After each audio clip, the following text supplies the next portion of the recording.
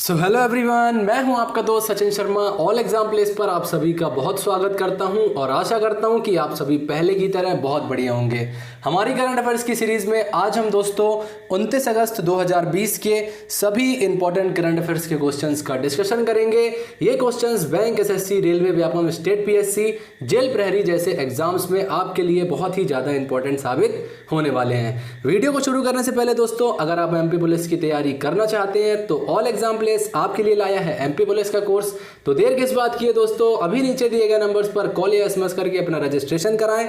All exam place पर मात्र 1000 रुपए की फीस देकर आप एमपी पुलिस की तैयारी कर सकते हैं। तो चलिए दोस्तों शुरू करते हैं हम अपना आज का लेसन। हमारा आज का पहला प्रश्न है, हाल ही में विश्व उर्दू सम्मेलन का आयोजन कहां पर किया गया?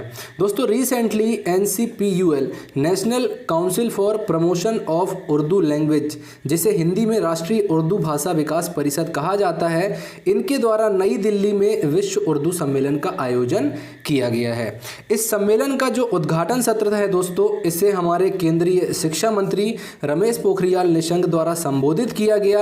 और इस सम्मेलन के दौरान केंद्रीय शिक्षा मंत्री ने यह कहा कि भारत सरकार जो है ये उर्दू लेखकों और साहित्यकारों को साहित्य और रचनात्मक सेवाओं के लिए प्रोत्साहित करने के उद्देश्य से उर्दू के महान व्यक्तित्वों के नाम पर पुरस्कार और सम्मान भी प्रदान करने वाली है।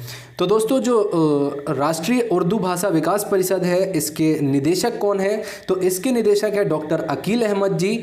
लौटते हैं प्रश्न पर। प्रश्न में पूछा है कि विश्व उर्दू सम्मेलन का आयोजन कहां पर किया गया? तो ये किया गया डी नई दिल्ली में। हमारा अगला प्रश्न है दोस्तों, 2021 के ब्रिक्स खेलों की मेजबानी कौन सा देश करने वाला है?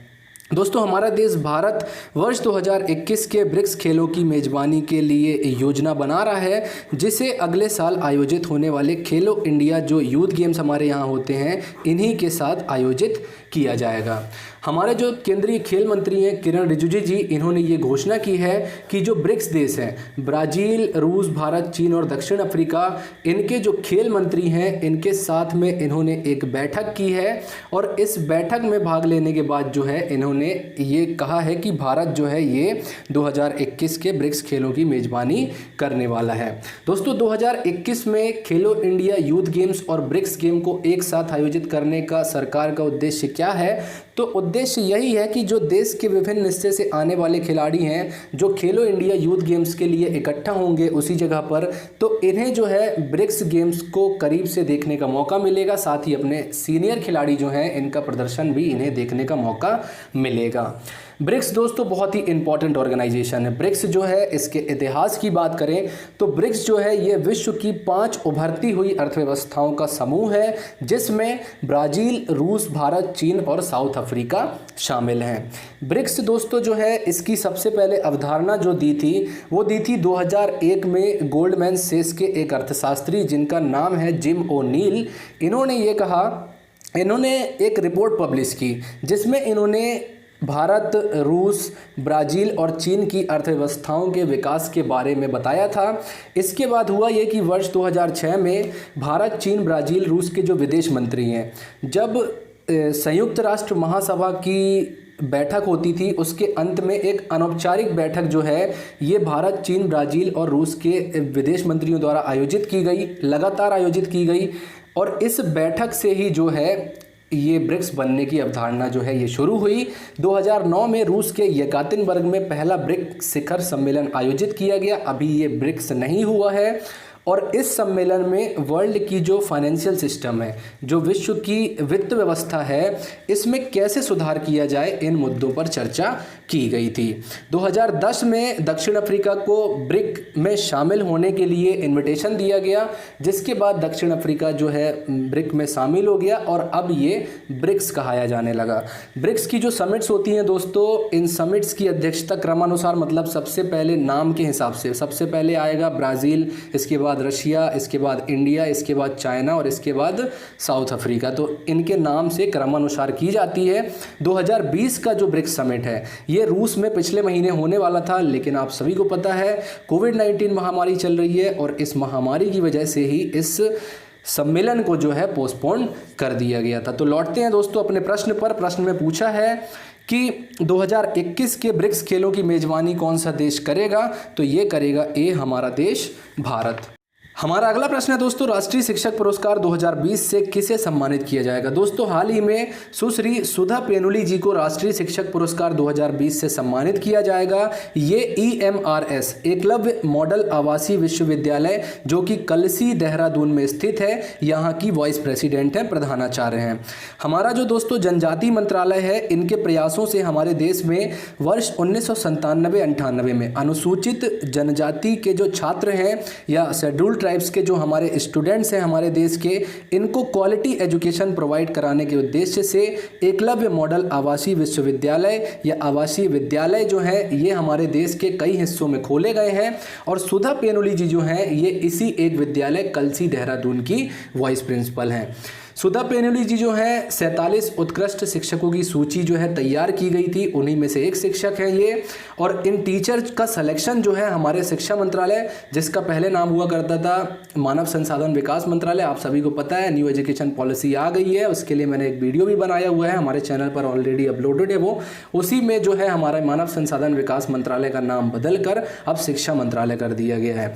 तो जो हमारा ये डिपार्टमेंट है, इसका एक डिपार्टमेंट है जिसका नाम है स्कूली शिक्षा और साक्षरता विभाग, इन्हीं के द्वारा ये लिस्ट तैयार की गई थी। और हमारी जो शिक्षा मंत्रालय है इसी के द्वारा इन्हें जो है इस सम्मान से सम्मानित किए जाने की घोषणा की गई है या सम्मानित किया गया है।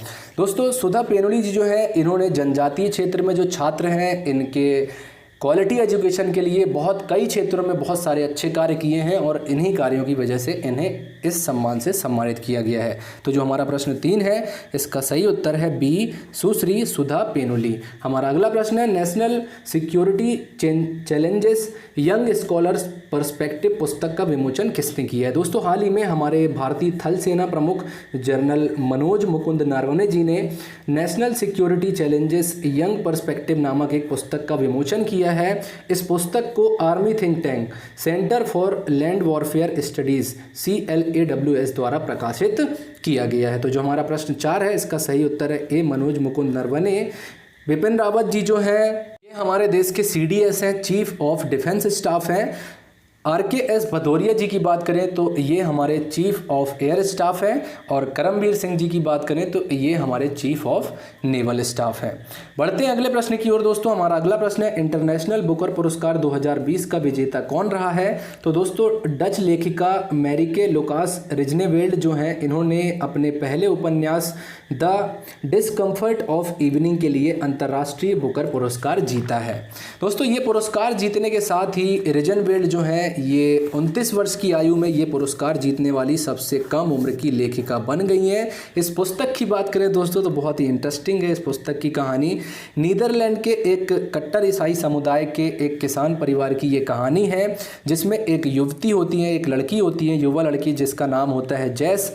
इनका जो भाई होता है इसकी एक दुर्घटना में मृत्यु हो जाती है और ये सोचती हैं कि इनके भाई की मौत की वजह जो है इनकी वजह से हुई है। दरअसल होता ये है कि ये जो जैश है ना ये अपने भाई से आइस स्केटिंग के लिए परमिशन मांगती हैं, लेकिन इनका भाई जो है ये इसकी परमिशन नहीं देता है। गुस्से में जो जैश होती हैं ये अपने भाई के मरने के लिए क्या करती हैं, इच्छा प्रकट करती हैं कि मर जाए, ऐसा करके बोलती हैं, अपने मन में बोलती हैं। तो होता ये है कि इनके ये इच्छा जो होती है ये सही में सच हो जाती है। तो यहीं से जो है ये कहानी शुरू होती है। पूरी पुस्तक तो मैंने नहीं पढ़ी है, थोड़ा सा मैंने इसका टाइटल पढ़ा है, तो इतना ही इसके बारे में पता चला है। लौटते हैं प्रश्न। सबसे पहले इंपॉर्टेंट बात ये है दोस्तों कि बुकर प्राइज़ जो होते हैं ये 2 टाइप के होते हैं। एक मान बुकर प्राइज़ होता है और दूसरा मैन बुकर इंटरनेशनल प्राइज़ होता है। तो ये दोनों अलग अलग प्राइज़ होते हैं, इस पर आप कन्फ्यूज़ मत होइए। किसी और दिन अपने वीडियो में इसके बारे में भी हम चर्चा करेंगे। लौटते हैं प्रश्न पर। प्रश्न में पूछा है इंटरनेशनल बुकर पुरस्कार 2020 का विजेता कौन रहा है। तो ये रहा है मैरिके लुकास रिजनेवेल्ड। हमारा अगला, हाल ही में ASI ने कितने नए सर्कल खोलने की घोषणा की है। तो दोस्तों रिसेंटली हमारे संस्कृति और पर्यटन राज्य मंत्री जी जो हैं प्रहलाद सिंह पटेल जी, इन्होंने भारतीय पुरातत्व सर्वेक्षण विभाग या आर्कियोलॉजिकल सर्वेयर ऑफ इंडिया के 7 नए सर्कल बनाने की घोषणा की है। अब ये 7 सर्कल कहाँ कहाँ होंगे। तो दोस्तों तमिलनाडु के त्रिची में एक सर्किल होगा पश्चिम बंगाल के रायगंज में, गुजरात के राजकोट में, मध्य प्रदेश के जबलपुर में। याद रख लीजिएगा, निश्चित ही प्रश्न पूछा जाएगा। जो मध्य प्रदेश के एग्जाम होंगे हमारे, उसमें ये बिल्कुल ही 100% संभावना है इस प्रश्न के आने की।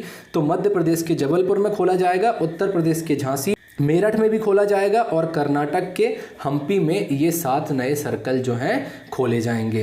दोस्तों एएसआई की स्थापना वर्ष 1861 में हुई थी। इसका हेडक्वार्टर कहाँ है ये आपको कमेंट सेक्शन में हमें बताना है। तो दोस्तों यहीं पर समाप्त होता है हमारा आज का लेसन। उम्मीद करता हूँ आपको हमारी करंट अफेयर्स की ये सीरीज़ काफ़ी पसंद आ रही होगी। अगर आप हमारे चैनल पर नए हैं और अभी तक आपने हमारे इस चैनल को सब्सक्राइब नहीं किया है तो प्लीज़ इस चैनल को सब्सक्राइब करें, वीडियो को लाइक करें। आप मुझे इंस्टाग्राम पर भी फॉलो कर सकते हैं। आपके कीमती सुझाव हमारे चैनल पर सदैव आमंत्रित हैं, सुझाव भेजते रहिए। हम आपसे मिलेंगे अपने अगले वीडियो में, तब तक के लिए नमस्कार and thanks for watching this video.